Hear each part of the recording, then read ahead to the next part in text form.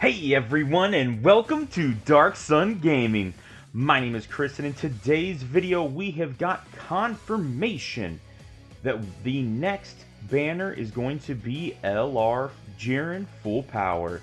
So first and foremost, thank you very much for the Dragon Ball Z Dokkan Battle Wiki page. You guys do a great and wonderful job every single time, so thank you guys very much for getting this up. So in regards to what's to be coming on, obviously Legendary Summon Banner, the Jiren Full Power is going to be right here. And just kind of look through a couple different things. That also means that we're going to be getting the new Toppo that will be coming out, the Intelligence Toppo, and then we're also going to be able to get the free-to-play Carousel, who becomes Carousel Pride Trooper. So those are actually two completely separate units, so important to make sure that we go ahead and take a look at those. And then also EZA. I mean, that's back-to-back traditional EZAs on global. That's gonna be pretty great because we just had Kid Buu and then also these guys. So that's gonna be pretty great. And these guys are gonna be relevant then because Universe 11 is an amazing team to be able to turn around and run on. So pretty excited about all this new stuff coming out now. So we'll go ahead and take a look at a couple different things with these guys. So jumping over here to Jiren, obviously there's three Jirens technically now out. So he is not going to have a, he does not have the free-to-play being able to super attack. It is super attack be able to go on. But the good thing is he can actually be ran with this absolute power Jiren. So that's going to be pretty cool taking a look at him right there. And then looking at him all the way through on his LR status. Again, he's going to be a Universe 11 key plus 3 HP in attack and defense plus 170%, or Universal Saga key plus 3 HP attack and defense plus 150%. He has the best LR leader skill. And what I mean by that specifically is that he is the only leader skill that is a 150 across the board and a 170 across the board for his two different teams and everything that's going on. So I mean, most people that are LRs are going to be like maybe 130. You've got LR Goku and Frieza that are 177, but then techs only get, I think it's like 90 or 100%. So he's the first one to really be like, hey, whoever you throw on my team, I'm gonna get you going. So that's really good there. And then the fact that you can get the 12 and 18 key super attacks. His 12 is colossal damage and greatly lowers defense, and his 18 is mega colossal damage, massively lowers defense with a medium chance of stunning the enemy, and that massively lowers is 80%. So I mean that's going to last for 3 turns, which is going to be pretty nice on that standpoint. And then being able to turn around with his passive attack and defense plus 200%, key plus 1 with each attack received at the key plus 5. So if you do nothing with any other links or you don't have anything else going on, he's immediately going to be at 11. So that's going to be very good there. And then attacks effective against all types when the enemy is an attack down or defensive down status, which you can almost always get one or the other. And then he does perform a critical hit when the enemy is stunned. So he does some pretty amazing stuff that way. Very big about different things. And his kits with his Team Universe 11, they do a lot of different things on that. And his active skills can be attack and defense plus 30%. All enemies attack and defense minus 30%. So he self-boosts his own passive and stuns all enemies for 1 turn. Can be activated after the character receives 5 attacks in battle. So on stage 1 of, like, say, a Super Battle Road or something like that, to where he could turn around and actually get hit 5 times right away, the turn restriction on it technically is turn 3 would be the absolute earliest that you'd be able to have that go off. But still, I mean, it's pretty amazing. Good link gets link skill sets for Universe Survival Saga or Universe 11 category, so pretty good there, especially with that Tournament of Power, Fierce Battle, and Legendary Power, so that's really good. And then his categories is Universal Saga, Realm of Gods, Full Power, Universe 11, and Space Traveling Warriors, which is huge once Bojack comes out. That is just very good on that standpoint. Taking a look now, just quickly, want to look at Toppo and what he's able to bring. Again, the thing that's really nice about this Toppo is the SSRs are the only ones that share the same name. So you technically right there, that's 3 cards.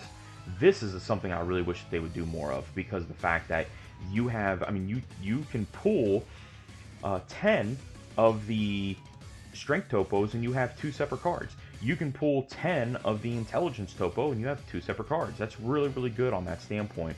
But for the purpose of this, we'll just kind of go over Toppo very, very quickly here, and not really focus on much. But he's going to be Universe 11 or Special Pose, 120 across the board category leader. And then he has his super attack being supreme damage and lowers attack and defense. So he fuels Jiren, which is really good.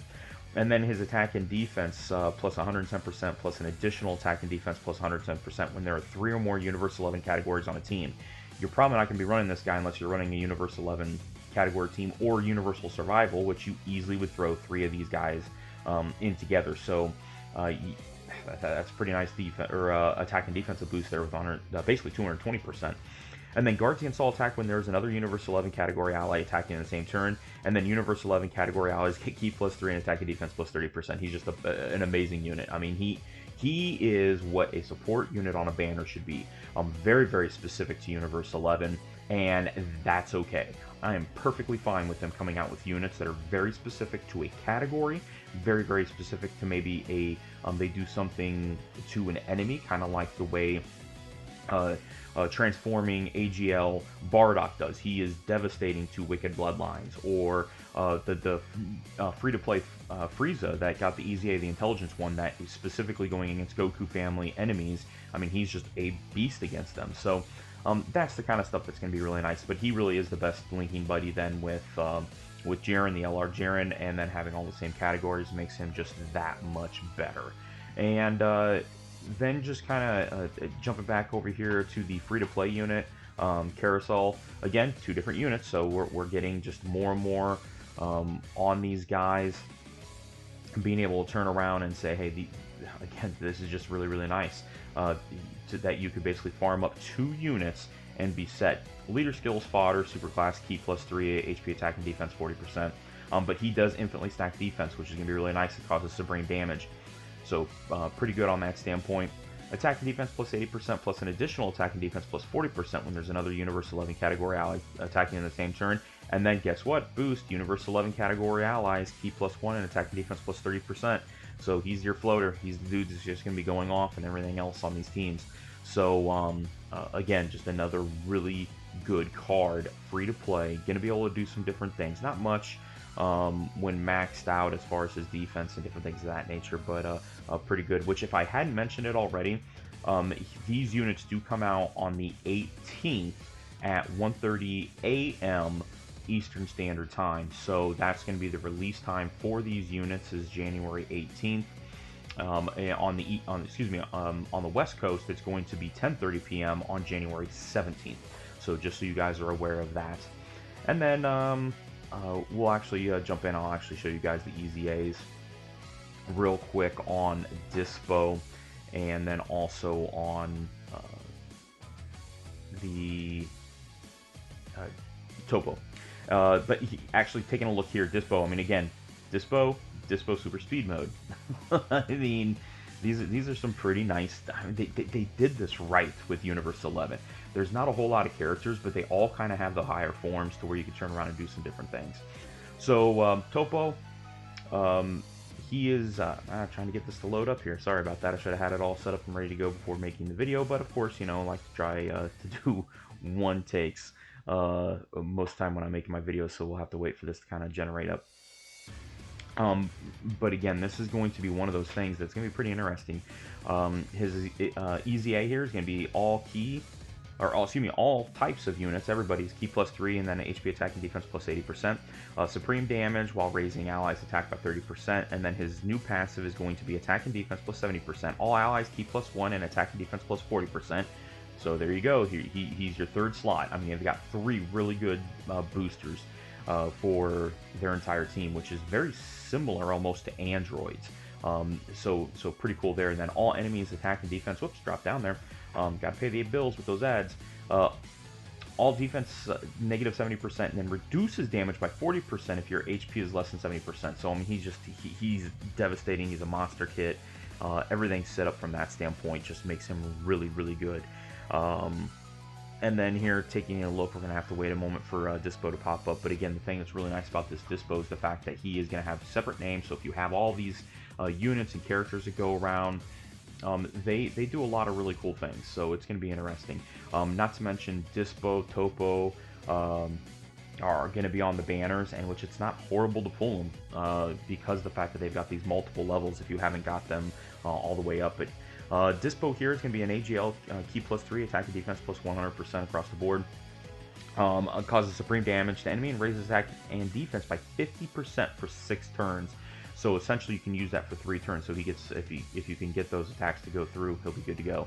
And then attack plus for his passive skill, attack plus 20%, and chance of evading enemies' attack, including super attack, plus 20% up to 60% at the start of each turn. So again, by turn 6, he is going to be fully beneficial with his ability to be able to evade, plus an additional attack plus 20% within the same turn of evading an attack. So you can go full evade with him, or you can go full additional with him is what I'd probably suggest, just because of the fact that he has that 50% that he can add on and do multiple things. So if he's attacking twice in a turn, I mean, he could do a lot of really interesting, fun things. So he's not great, not wonderful, but I'll tell you what, on a Universe 11 team, that is going to be a really cool route to be able to take, something that you can just really kind of go nuts, especially if you need to have that AGL character. So that's pretty much it, guys. That's today's video. I just wanted to kind of go through, mention that we do have this guy coming up here. So pretty nice, pretty wonderful all the way around. If you guys haven't done so already, please make sure you guys are going and hitting that red subscribe button, and don't forget that notification bell so you're notified every single time that I am uploading a brand new video. Also, let me know down in the comments below, do you plan on summoning for the bad boy right here, LR Jiren, that is going to be coming into Global on January 18th? And how some different things kind of go. So I do plan on making a video on will I summon, and kind of go through on that and take a look at all that stuff later on. But otherwise, that's it. That's today's video, guys. Thank you guys very much for watching, and we will talk to you guys later.